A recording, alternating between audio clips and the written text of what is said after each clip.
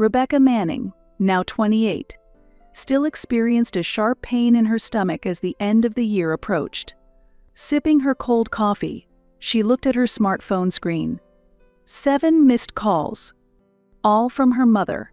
Her apartment was small, but it was her own space. After graduating from university, she had just started working as a copywriter at an advertising agency, finally achieving financial independence. The job was busy but fulfilling. Having control over her own time was a luxury that, after years living with her family, seemed priceless. As she hesitated to answer the phone, Rebecca reminisced about past Christmases.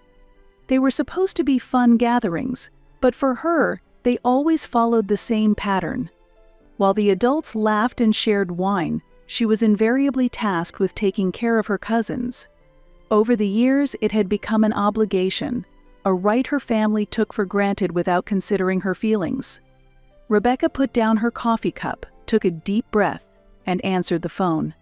"You finally picked up," said her mother, Debbie, her voice carrying its usual hint of mild reproach. "I called you several times." "I was at work, Mom." In reality, she had noticed the calls after work was already over. She just wanted to delay talking to her mother. "What are your plans for Christmas?" Debbie asked. Her voice had a scheming tone, and Rebecca grew wary. Usual stuff, planning to go to the family home like always. "Well, this year is going to be a bit different." "What do you mean?"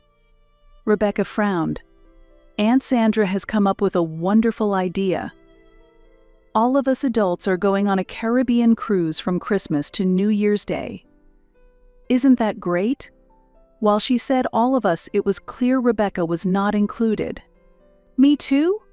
She checked. "Oh, about that." Debbie hesitated. "You have a different important role." Rebecca's stomach tightened further. "What role?" "Taking care of Nicole, Chris, and Alex. They're still too young for a cruise." "Wait, so you want me to look after an 11-year-old, an 8-year-old, and a 4-year-old for a whole week while everyone else sunbathes and sips cocktails in the Caribbean?" "Don't put it like that. You get along well with the kids, and you don't have plans for Christmas anyway, right? Plus, you don't have your own kids, so this will be a good experience for you." Rebecca felt a shiver of anger. "Mom, I have my own life. I have plans with friends and work deadlines. But it's for the family. Besides, the tickets are already bought. They're non-refundable." Rebecca fought the urge to hang up, maintaining her composure. "When were you planning to consult me? Or did you assume I'd just agree? Of course I didn't think you'd say no. You've always been a good girl, always doing everything for the family. Mom, I'm not a child anymore." Rebecca spoke calmly. "I have the right to control my own time. I'm saying no." There was a pause on the other end. "Rebecca, don't just think about yourself. This is supposed to be a special vacation for the whole family." "Except for me," Rebecca retorted.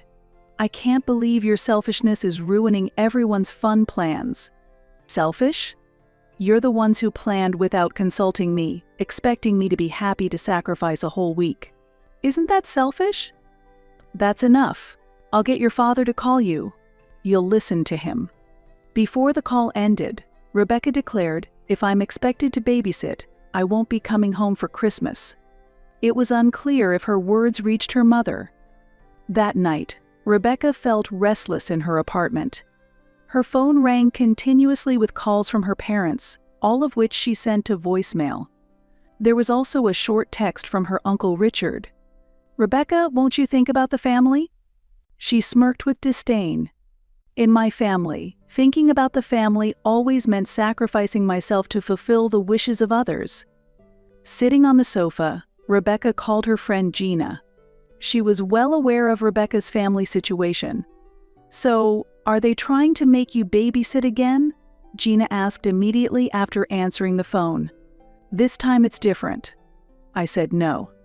"I don't have to go along with what they decide on their own." "Good for you. You've always been too accommodating to them. You have the right to have time for yourself. But it seems they haven't given up yet, Rebecca sighed. My dad keeps calling. Don't answer, Gina advised. Your answer isn't going to change, right? They're just trying to change your mind. Thank you. I'm not wrong, am I? Absolutely not, Gina asserted. You're an adult. You have the right to have your decisions respected. After hanging up, Rebecca boldly answered a call from her father. Dad, my answer hasn't changed, she stated without preamble. Rebecca, James's voice was calm. We just want you to show some compassion for the family. Me, lacking compassion? You guys don't respect my time or plans. All right, let's spend this year apart then. But could you come just for Christmas morning? The kids really want to see you. Rebecca was skeptical, but her father's proposal sounded reasonable. All right, I'll come for Christmas morning only. But stop asking me to babysit.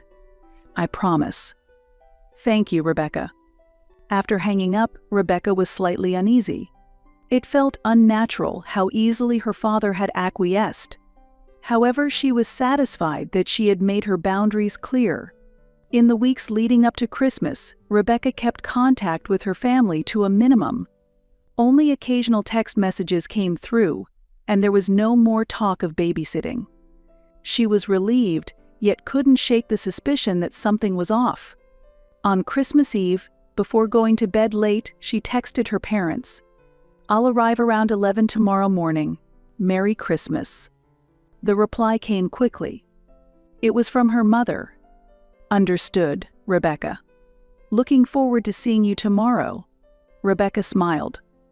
Her relationship with her family had been complicated for a long time, but she was ready to reconcile in the spirit of Christmas, while still maintaining her boundaries. The next morning, Rebecca woke up early, carefully wrapped the presents, and loaded them into her car. She had chosen the gifts for the children with special care. For Nicole, a set of the latest young adult novels; for Chris, a Lego set; and for Alex, the stuffed animal he had wanted. On the way to her parents' house, Rebecca felt calm. Christmas songs played on the radio, and she hummed along. Today will be a good day. A short visit, see everyone, hand out the presents, and then back to my own time. However, when she parked in front of her parents' house, something felt off. There was no sign of her parents' car, Aunt Sandra's, or Uncle Richard's. The house lights were on, but it lacked the usual Christmas buzz. Rebecca frowned as she approached the front door with the presents. The doorbell rang, and she heard little footsteps running. The door opened, and Nicole appeared. Rebecca, she exclaimed joyfully. You came. Of course, Rebecca smiled and hugged her. Merry Christmas, Nicole. Where is everyone? They all went out, Nicole answered innocently. Mom and Dad and the others went on a trip. You are going to take care of us, right? Rebecca froze. What did you say? Rebecca. Chris and Alex ran up and hugged her. Did you bring presents? Rebecca tried to smile at the children, but inside she was trembling with anger. Yes, of course. Let's bring these into the living room first. As she led the children to the living room, Rebecca looked around. The house was neatly decorated and presents were stacked under the Christmas tree. On the table, there were leftovers from breakfast and a note. While the children were engrossed in their presents, Rebecca picked up the note. To Rebecca, we left on the 9 a.m. flight. We prepared breakfast for the children. There is a week's worth of meals in the fridge. Please follow the instructions. Emergency contact numbers are also on the fridge. Put Alex to bed by 7 p.m. Nicole and Chris should go to bed at 8:30 p.m. With love, Mom. They had ignored Rebecca's clear refusal and tricked her into taking care of the children. The children innocently opened their presents, cheering. Rebecca knew it wasn't their fault. Her anger should be directed at her parents and her aunt and uncle. I need to make a call. I'll be right back. She went to the kitchen and called her mother's cell phone. After several rings, her mother finally answered. "Oh, Rebecca, have you arrived? How are the kids? What were you thinking?" Rebecca couldn't contain her anger. "How could you do something so underhanded after I clearly said no?" "Rebecca, calm down," Debbie said soothingly. "We knew you would come. You're a responsible person. I'm not your babysitter. I only said I'd come for Christmas morning. I never agreed to take care of the kids for a whole week. But you're there, aren't you? You can't just leave now. The kids are relying on you. This is clearly child neglect." Rebecca's voice turned cold. "Do you know what would happen if I called the police?" There was a gasp from the other end of the line. "You wouldn't do that, would you? Want to try me? If you're not back soon, the next call I make will be to the police." "Wait." Debbie panicked. "We're still at the airport. The flight hasn't left yet. Then cancel it and come back. I'm staying here for 1 more hour. If you're not back by then, I'm taking the kids to the police station." "Rebecca, please." 1 hour, Rebecca repeated and hung up. With her heart pounding, Rebecca returned to the children. "Hey everyone, your dad and the others will be back soon. Why don't we have some fun until then?" The children eagerly agreed. Rebecca played board games with them, read Christmas stories, and ate cookies. She made sure not to let her anger show to the children. 45 minutes had passed since her ultimatum. She was contemplating whether she should really call the police. But it turned out to be unnecessary. 50 minutes later, she heard cars approaching, and from the window, Rebecca saw her parents' car and the cars of Aunt Sandra and Uncle Richard arrive. "Look, everyone's back." The children ran excitedly to the door. She grabbed her bag and watched as the children reunited with my parents and aunt and uncle. "Rebecca." Debbie approached her. "I don't need an explanation. I'm leaving." "But it's Christmas," Debbie pleaded. "Let's spend time as a family." "Family? Now I know what you think of me. Just a convenient tool. Don't use me ever again." She said goodbye to the children and quietly left through the back door. Before getting into her car, she noticed yelling coming from inside the house. It was James scolding Debbie and Sandra. Rebecca took a deep breath and drove off. Her heart was a mix of anger and sadness, but she also felt a strange sense of liberation. She had finally stood up for herself. The day after Christmas, Rebecca spent a quiet morning in her apartment. She responded promptly to messages from friends, but did not reply to any from her family. After the events of the previous day, she wanted to keep her distance. However, in the afternoon, while casually checking Facebook, her heart clenched with anger. Her mother, Debbie, had posted, "It was a sad Christmas. It hurts to know someone doesn't care about their own family." The children were disappointed, and the plans were ruined. "I never thought our family bond could be so fragile."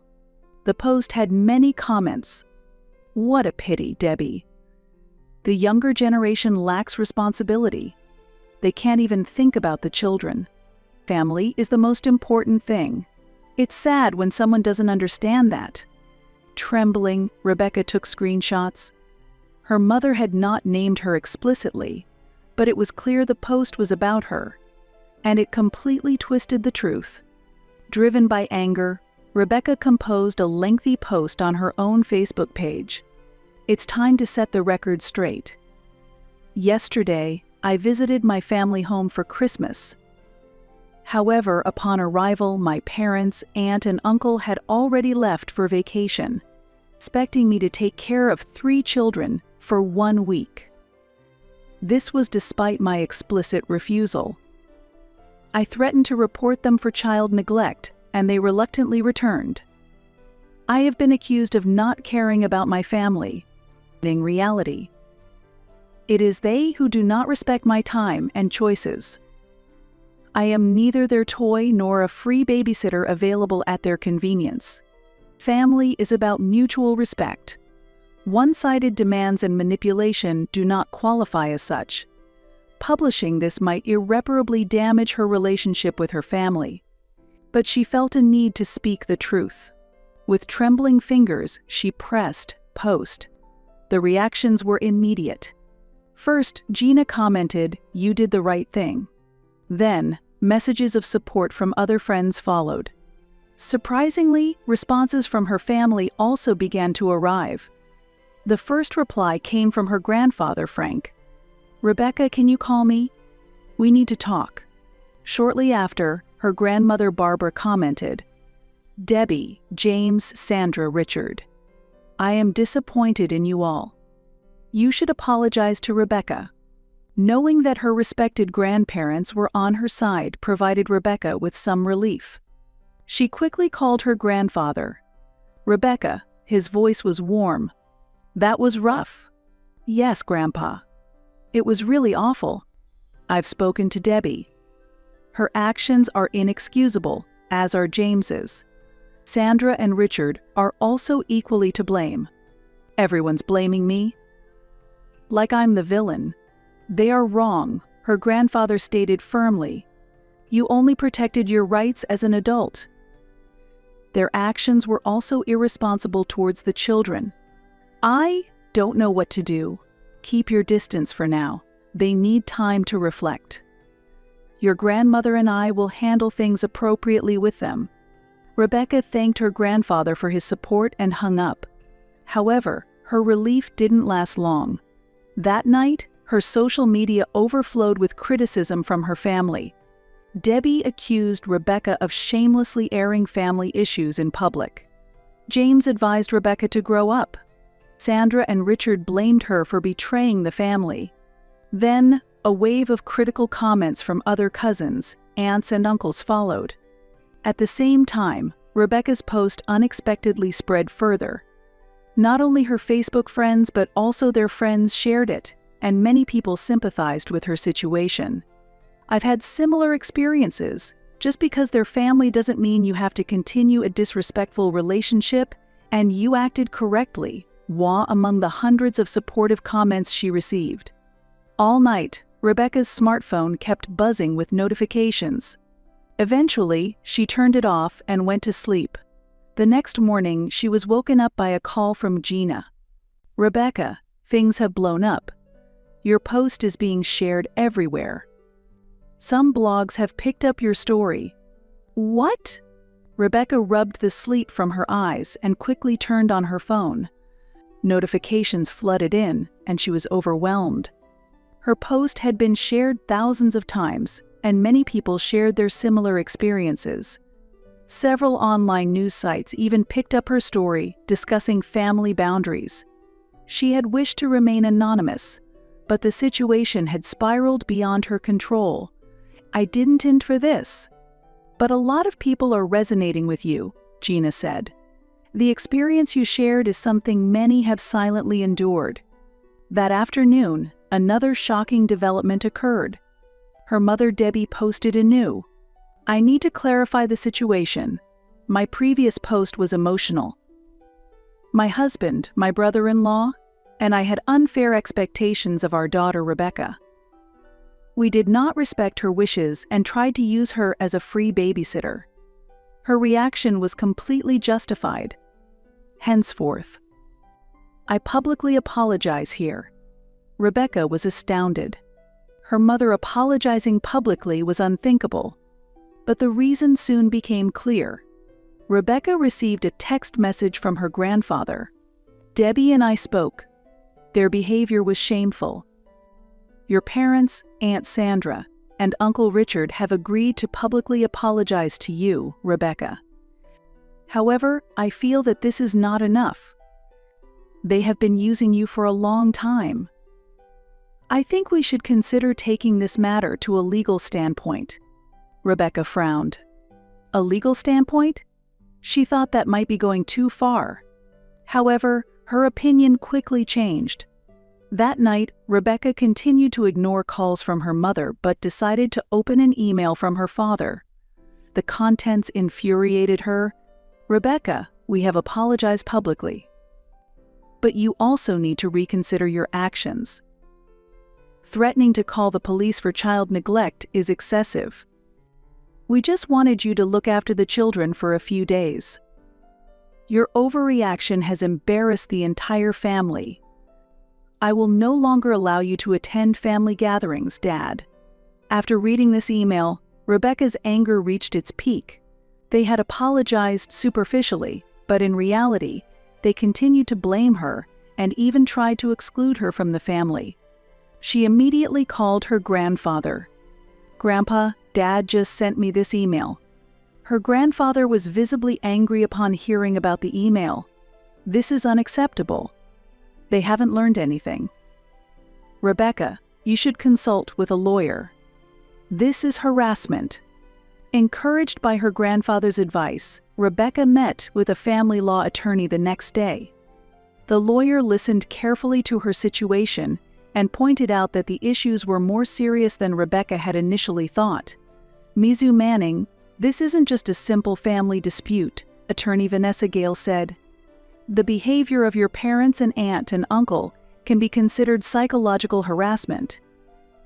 Especially, the defamation on social media against you could potentially be libelous." "Should I really sue?" Rebecca asked. "Let's start by sending them a warning letter. We'll notify them that if they continue this harassment, legal action will be taken." Rebecca agreed, and the lawyer sent a formal warning to her parents, Aunt Sandra, and Uncle Richard. However, this action further escalated the situation. After receiving the warning letter, Debbie became even more aggressive. She posted on social media that Rebecca was an ungrateful daughter trying to sue her family. James described Rebecca as emotionally unstable and stated that her claims were exaggerated. Sandra and Richard joined in, criticizing Rebecca for always seeking attention and claiming her story was a complete fabrication. These posts were the last straw for Rebecca.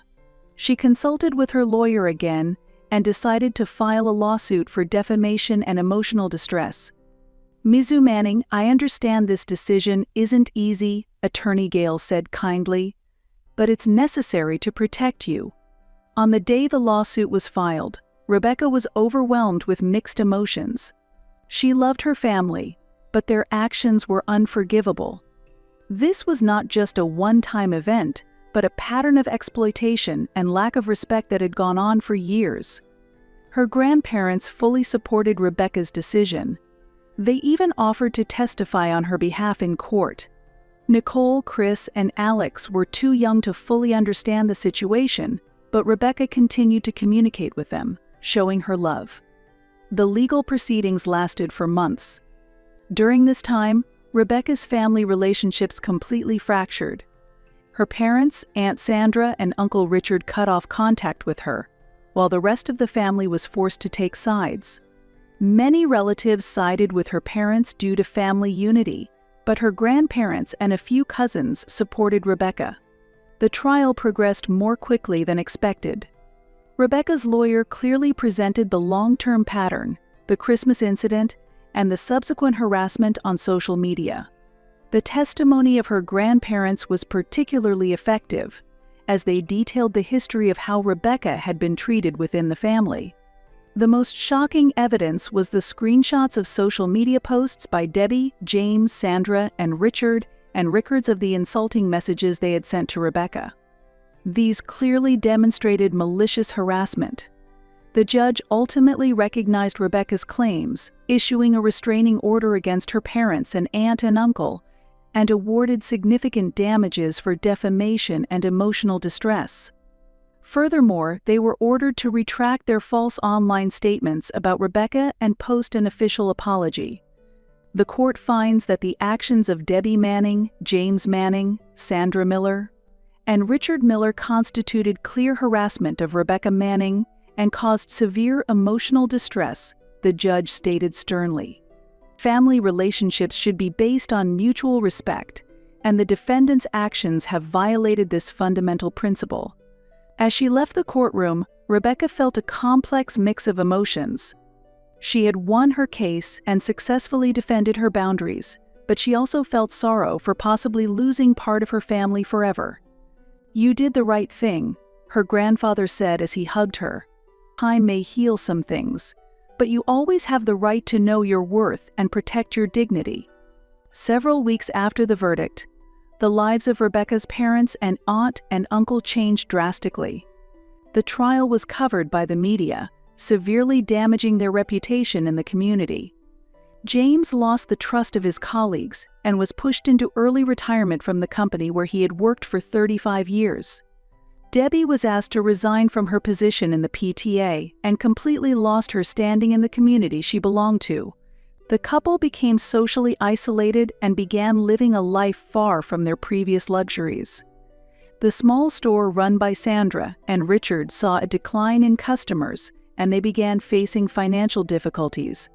The poor reputation from social media spilled over into the offline world, and one by one, their regular customers left.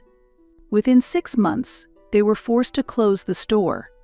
They fell behind on their mortgage and eventually had to move to a cheaper apartment in the suburbs. Rebecca maintained a careful relationship with her grandparents and the children, but had no contact with her parents or aunt and uncle. When Nicole turned 18, she left her parents' house and moved in with Rebecca. Chris and Alex gradually began to distance themselves from their parents as well. Their care, it seemed, had been left to outside babysitters since Rebecca left. 10 years later, Rebecca had a successful career and was surrounded by her true family, her husband and daughter she had chosen herself.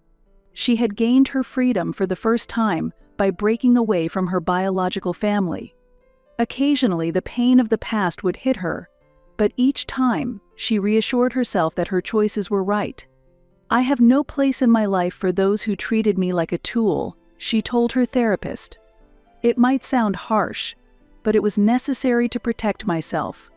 The wounds inflicted by her family never fully healed, but Rebecca continued to walk her path with pride. The fate of her parents and her aunt and uncle served as a harsh lesson to those who continuously exploit others.